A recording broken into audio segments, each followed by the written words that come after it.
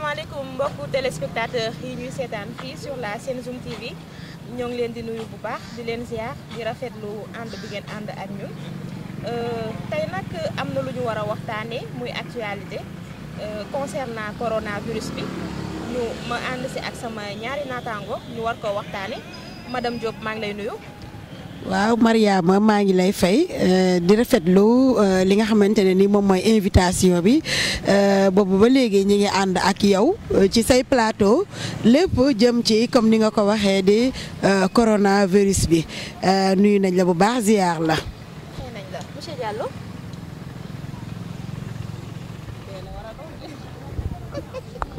voilà soxna Mariama maa ngi lay nuyu bu baax a baax di la sant di la gërëm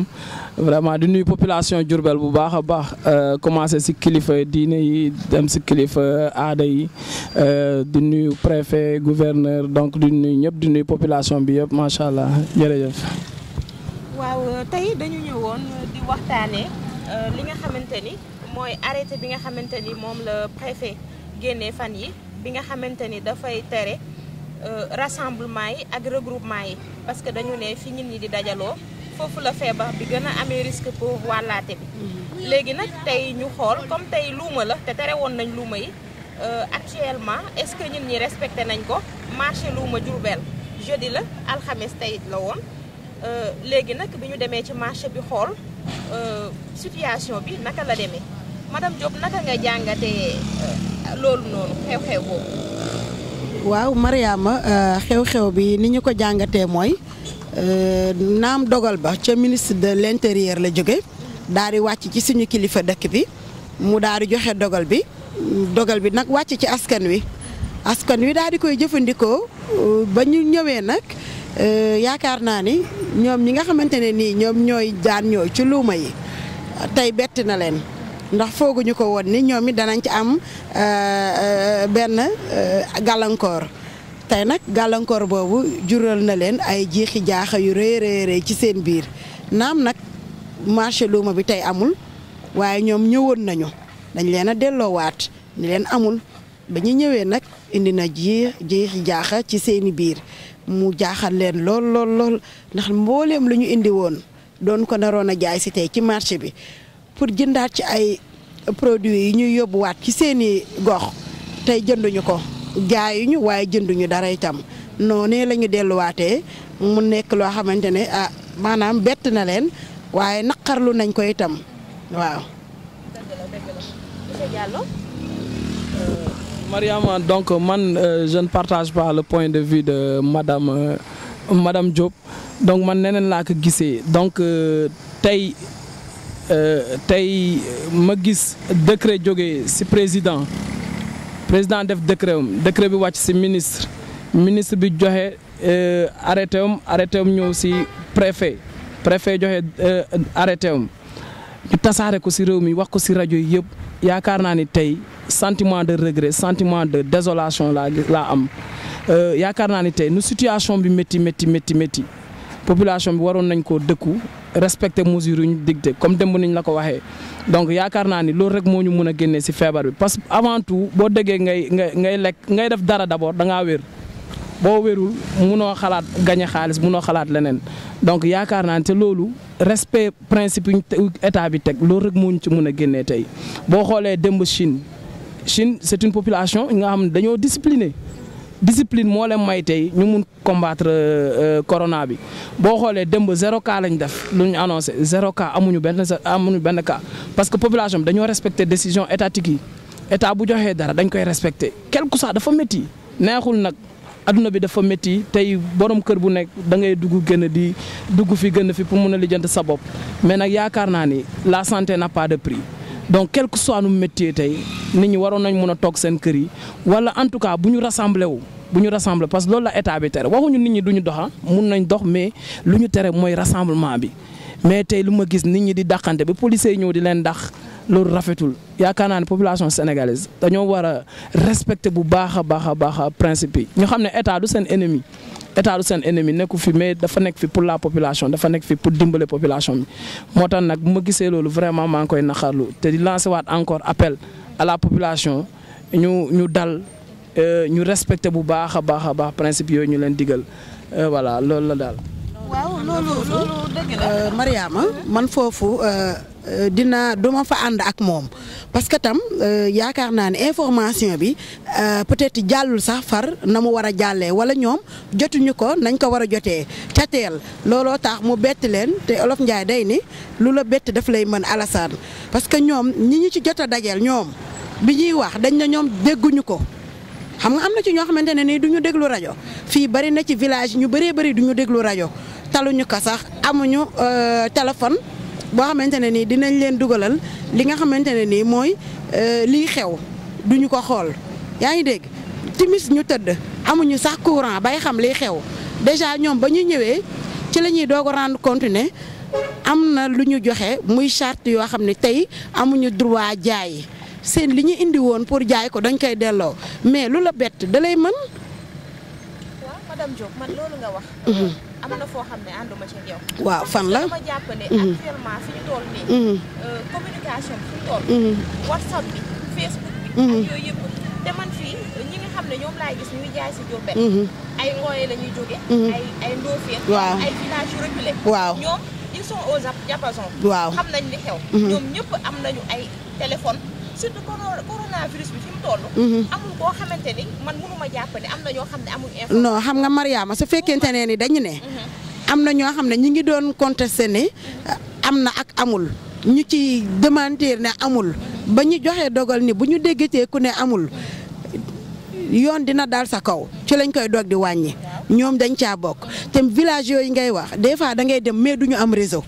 réseau du fa am information bi ni mu war a jàllee li ma la wax loolu moo am du fa jàllee noonu naam ñoom bañuñu ko de mais dafa leen a bett.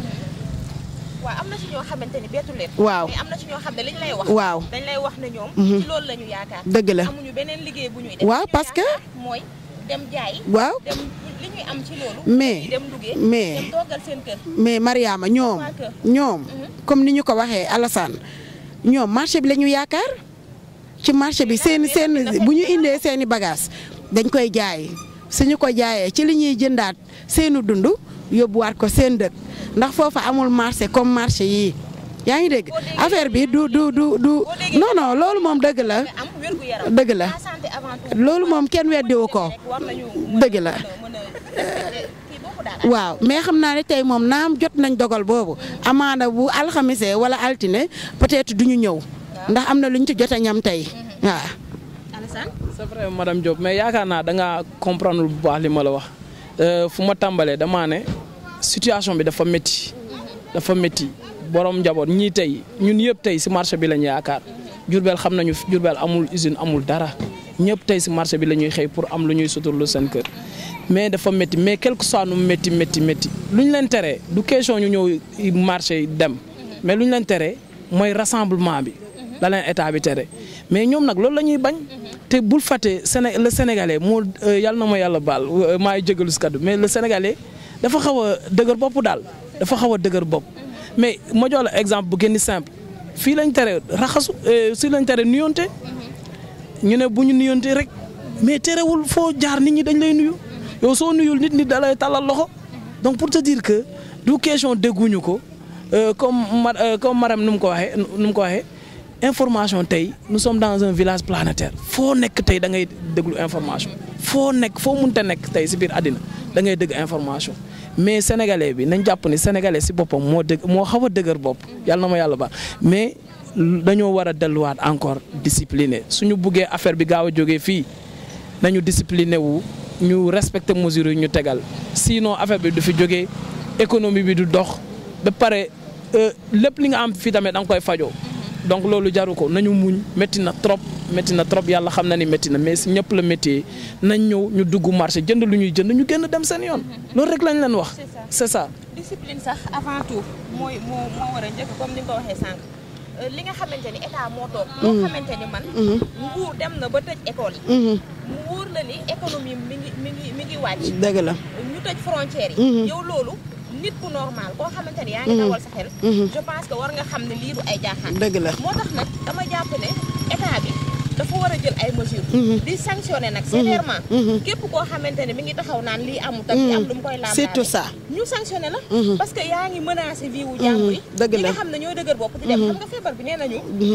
du moom mooy dox di dem dëgg la nit ñi ñoo koy yóbbu fu nekk effectivement mais yow boo xoolee dëkk bi nii doo sentir sax changement dëgg la pourtant boo demee ci dëkk yi nga xamante ne ñoom ñoo ñu gën a développé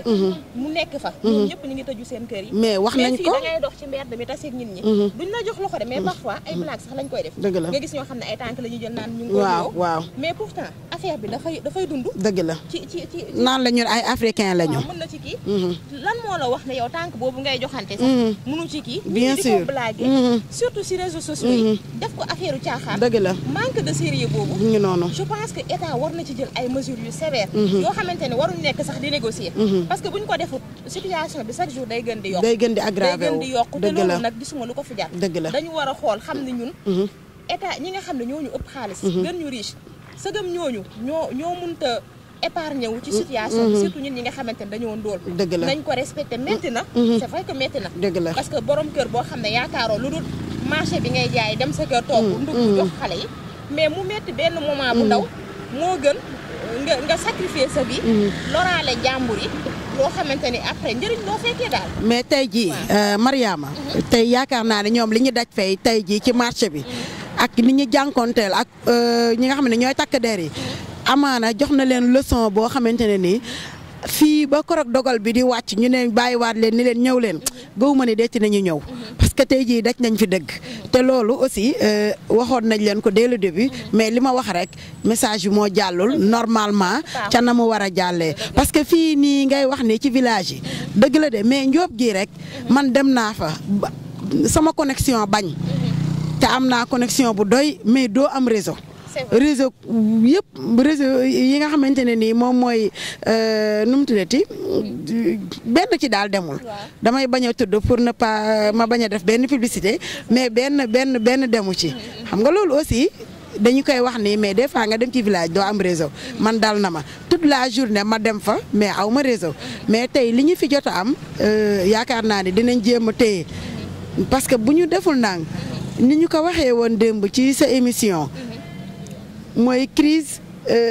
économique bu ñu dof loo tuuti rek amaana ñun mun na agsi parce que déjà port autonome Dakar li ci bëree tëj nañ ko bagage yi doon ñëw di ñu servir yëpp bagage yi yëpp am na blocage parce que benn accès tul xam nga loolu tamit day daal di indi tiitaange ak jàqare ci suñu biir ñu ñaan yàlla daal yàlla na gaaw génn naam ñi ngi wax ne feebar bi ñi ngi ci am ay solution ñu ñaan yàlla na gën a yokku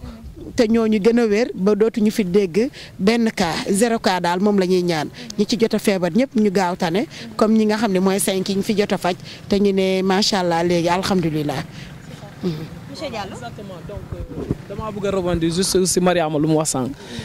amoon na point bu important bu mu souligner mooy état dafa war a jël responsabilité am je suis parfaitement d'accord avec elle état am na fi ngay toll da ngay négocier mais am na fi ngay toll tamit da ngay mën a génne la force parce que comme on dit la force revient à l'état donc am na yi nga xam ne dañ koy négocier mais waruñu ko négocier sax parce que il y va de la santé des populations comprendre nga donc dañ ko war a faire respecter par la force boo xoolee tey par exemple ñu ne nee nañu à partir de dëmb nee nañu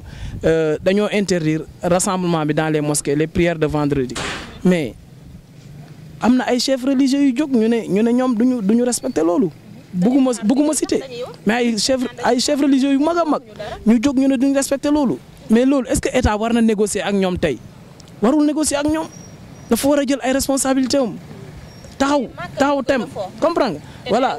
c'est ça màkkatal mukarram foofu nga xam ne fa la diine ba fekk mbaax ñooñu sax dañoo tëj seeni mosquée exactement kenn pour man mën nga toog à un certain moment état dafa war a jël responsabilité am c'est ça voilà parfois s'il faut utiliser la carotte comme on le dit nga utiliser ko mais parfois il faut aussi prendre le bâton c'est ça gouverner il faut ñu jël seeni responsabilités et tout c'est ça je pense aussi que communication bi manqué na tey jàpp naa ne tamit kenn ku ci nekk yaa war a doon sa état wu bopp dëgg la parce que doo jël lépp teg ko ci loxo état peut-être même buñ ko bëggee dinañ am ay manquement mais conscience bi comme li nga wax sànq bu fekkoon communication bi jàll na correctement comme ni mu war a jàlle ñun ñi comprendre dañ ko jëlee ay yëfi caaxaan dëgg la kon kenn ku nekk di nga jël say mesures yi nga xamante ni moo war. dëgg la surtout si réseaux sociaux yi boo xoolee. surtout caaxaan bi ci nekk. waaw comme groupe WhatsApp yi rek xam nga groupe WhatsApp yi dugg nuyoo xaaxataay laajte noo yendoo yooyu dafa war a jeex. tout à fait. am na yoo xamante ne ni il est temps ñu arrêté ko nañuy dugg di wax ce qui est l'essentiel mooy lan feebar bi nan la ñuy def ba mucc ci ñaax ci xale yi mais ñaax ci ñun jigéen ñi suñu taxawaay parce que góor tam aussi mënul lépp moom dem uti la am mais dañ la dajul ci kër gi dajal ma samay doom toppatal xale yi nañuy set nga mettre leen dans de très bonnes conditions loolu la ñu góor ñi sant ñu di ko waxtaane ci suñu biir peut-être message bi dina jàll ca na mu war a jàllee mais am na ñoo xam ne du ñu déglu rajo am na ñoo xam ne amuñu courant du ñu seetaan télé mais ci groupe WhatsApp yi message bi mën na di jàll boo wootee téléphone nga ni ko ah man de dégg naa lii mu ne yëguma ko woon mu ne ko ah defal nii defal nii defal nii mais day jàll léegi la xew rek mais bu njëkkoon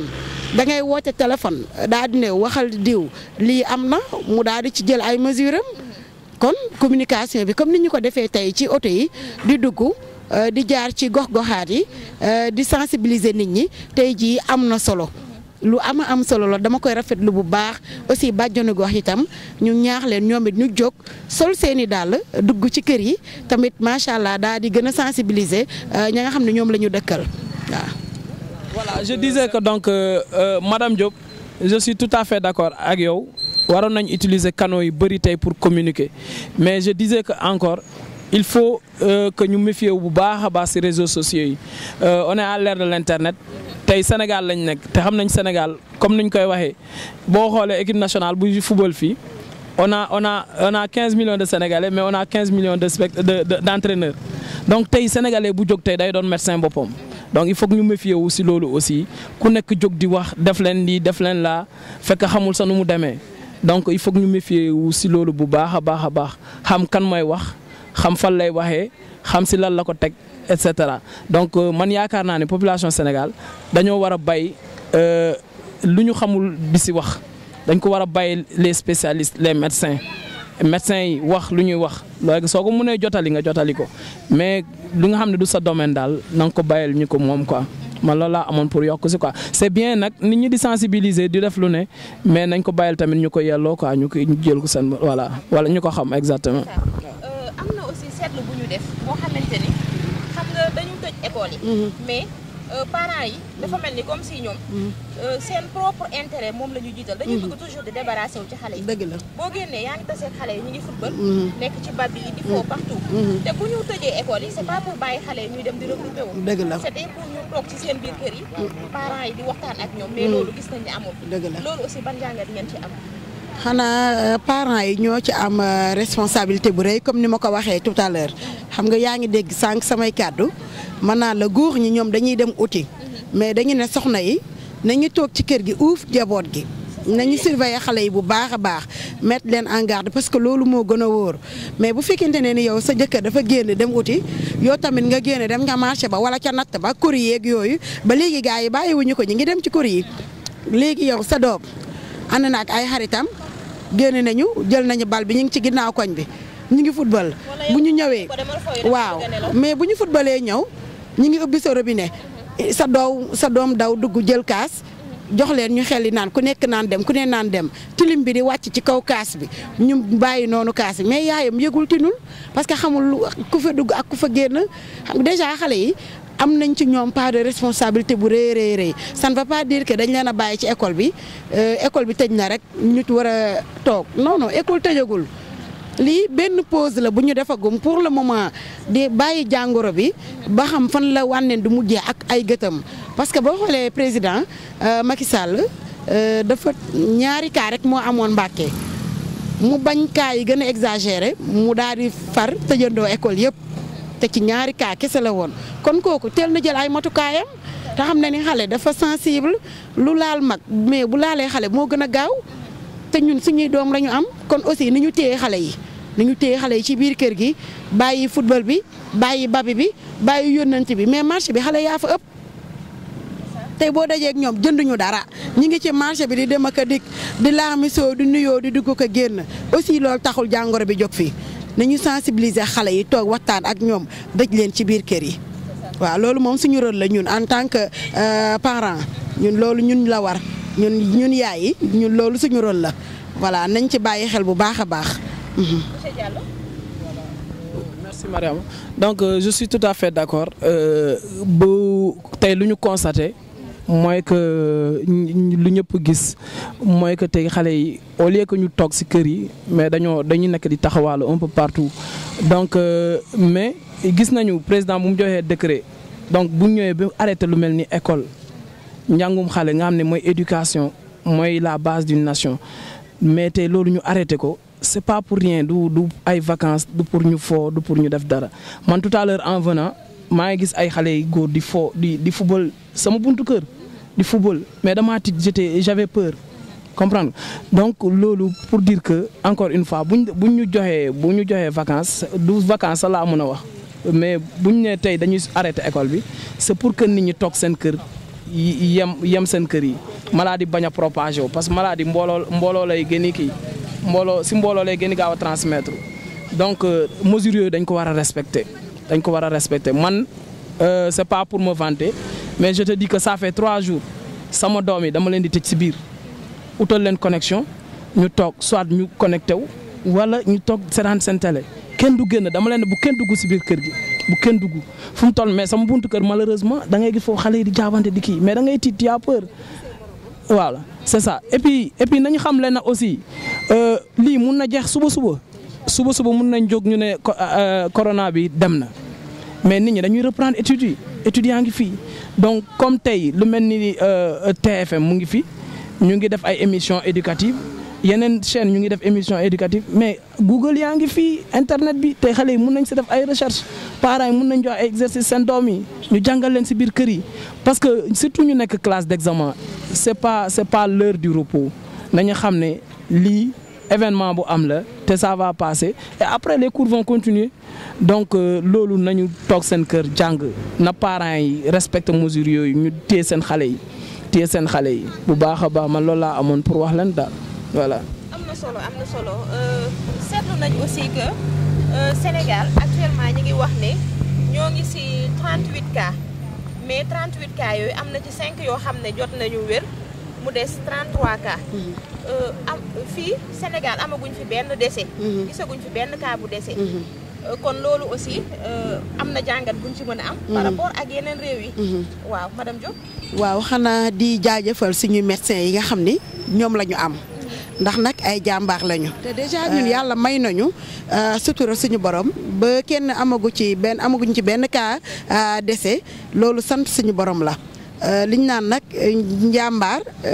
waaw góor dafa baax kon ñoom dañ leen di jaajëfal bu baax a baax ñoom suñu docteurs yi nga xam ni ñoom la ñu am fii ci suñu réew léegi nag 33 cas yooyu dañuy ñaan yàlla li 5 yooyu rëcc yàlla na ci 33 yi bokk parce que nag loolu la ñuy xaar ci ñoom ndax nag ay jàmbaar lañu ñun biñ ko déggee sax suñu xel dal na waaw xel bu dal lañ ci am di ñaan mu gën a yokku ba ñoom 33 yi des yëpp delluwaat ci seeni activité parce que lu am solo la dafa jar a leeral nag parce que comme ni ñuy waxee feebar bi métti na pour ñun ku mu laal rek yow moom tu es futur pare nga comme déjà amagum nañ 5 cas yu xaw a yu rëcc sant suñu borom bu baax a baax di ñaan yàlla na yokku yàlla na ñi ci des yëpp topp ci daal di wér delluwaat ci seen sago. daal ñu bàyyi yoonu suuf bi tey def ay calcul ci ñoom ñi nga xam ne ñoom ñoo jël yoonu suuf bi parce que en général ñoo fi indi li tax feebar bi gën a bari ci ñoom la jaar parce que comme dañoo tëj frontière ñu jaar yoonu suuf bi mais nag yàlla na fa yem daal waaw. donc comme madame Diop nu mu ko waxee donc yaakaar naa dañoo war a remercier bu baax a baax suñu médecins yi donc nos vaillants médecins on leur doit du respect vraiment tey boo xoolee les pays développés am na fa ay ñu bëri ñu dee mais ñun on touche du bois jusqu'à présent donc amagul benn décès donc ñu ngi koy sant yàlla xaw ma na dañ koy ndamoo mais en tout cas daal on doit les féliciter daal donc yaakaar naa loolu mais maa ngi appeler aussi l'État à ce que ñu renforcer leen en matériel en moyen parce que aussi ñoom pour ñu mën a def correctement seen liggéey il faut que d'abord ñu protéger seen bopp d'abord mais également ñu am moyen logistique bu nga xamante ne mun nañ fajee maladie parce que su affaire bi yokkoo donc mun na leen dépasser donc maa ngi appeler l'État encore une fois à ce que ñu protéger leen ñu gën leen dolli n'est-ce pas ay moyens logistiques population bi jàpp si aussi lu ñu leen mën a jàppale cas bu ñu mën a gis ñu signaler leen et je profite même de cette occasion donc tey rek ñu ngi dëgg ni ki am na ay moodu yu ñëw ba Mauritanie càng fa affaire yooyu mais dañu jaar yoonu suuf si bëgg a dugg fii donc je lance un appel à ces gens-là également c'est pas pour les stigmatiser on sait que ku ci ne tey yaa ngi bëgg a agsi sa kër bëgg a gisee ak sa njaboot toog ngeen lu yàgg peut-être gisante woo ak sa njaboot mais nañu xam ne dafa am benn contexte bu particulier bu ñu nekk ñun yëpp ay sénégalais lañu c'est pas pour les stigmatiser mais c'est juste que ñu mun a muñ tuuti parce que yaakaar naa yow kese nga feebar moo gën tey nga ñëw ba fii sa famille ñëw nga feebarloo ci 20 personnes donc tout ça à cause de toi donc yaakaar naa ne loolu responsabilité bu mag la ou bien encore nga ñëw boo ñëwee tamit ñu teg la à l'écart nga nekk Sénégal fii sa famille mënu laa gis donc yaakaar naa ni loolu dara jaru ko donc nañ ànd ak seen sago ñu toog muñ ba affaire bi jàll bu ñu respecter mesures yëpp donc yaakaar naa ne affaire bi dina jàll après ñu ñëw mën a gisante ak jàmm ak seen njaboot donc encore une fois maa ngi leen di appeler ñu muñ bu baax a baax ñu toog seen dëkk ñu toog foofu ñu nekk ñu respecter mesures seen dëkk yooyu noonu ñun aussi ñu toog fii respecter mesures yi ba affaire yi jeex ñu mën a gisee dans le calme incha allah. waaw wax ji rafet na. foofu sax Alassane dama fay ñëwaat ndax dafa mel ni yëf yi dëgër bopp daf ci rax. parce que déjà njëkkoon nañ leen a informé ni leen bu kenn ñëw ku ci nekk fa nga ne na nga fa toog kon lan moo tax ñu tëj fépp ñuy jël yoonu suuf bi di ñëw di forcer di ñëw loolu ci boppam moo dul yoon yow toog nga ñaata at ñëwuloo gis sa njaboot mais quelque temps bi ngay toog ñëwaat gis sa njaboot ci jàmm dara gënu ko nañu toog fa ñu ne ba feebar ba jeex ba ñu bàyyiwaat ubbiwaat frontières yi dégg nga ñu daaw ko mën a ñibbisiwaat xool seen njaboot ndax toog nañ la yàgg te gisuñu leen li ngay wax rek dëgër bopp bi aussi daf ci laxasu waaw mel ni ñoom duñ dégg daal waaw loolu nag moom dafa yàgg ci ñun mais loolu nam sa jabar ak say doom comme feebar am na toogool sa kër toogal fa nga nekkoon ba korog feebar bi wér. xaw ma d'accord ak yow tuuti mun naa ne du dëgër bopp peut-être sax dëgër bopp la mais mun naa ne man je pense que du dëgër bopp mooy sànq li nga doon wax manque de sensibilisation ñu bëri ils ne sont pas avertis looloo tax tey peut-être tey bu ñu leen lancé woon message boobu ñu conseiller leen ñu avertir leen ñu won leen danger yu ñuy risqué buñ une fois ñu egg si Sénégal ak danger yu seen famille bi di risqué yaakaar naa bu ñu leen sensibiliser woon si loolu dinañ mën a toog foofu xaar un peu de temps pour ñu mën a ñëw fii mais je ne pense pas que mu doon dëgër bopp wala autre chose affaire yi voilà. c'est ça espérons que ñoom dégg nañu appel boobu. li ñu mën a wax rek mooy xanaa di ñaaxaat nit ñi. ñu gën a góorgóorlu parce que maladie boo xamante ni moom mën na nekk sa yaram. ñu naan 14 jours te doo ko xam. mën nga ànd ak moom di dox.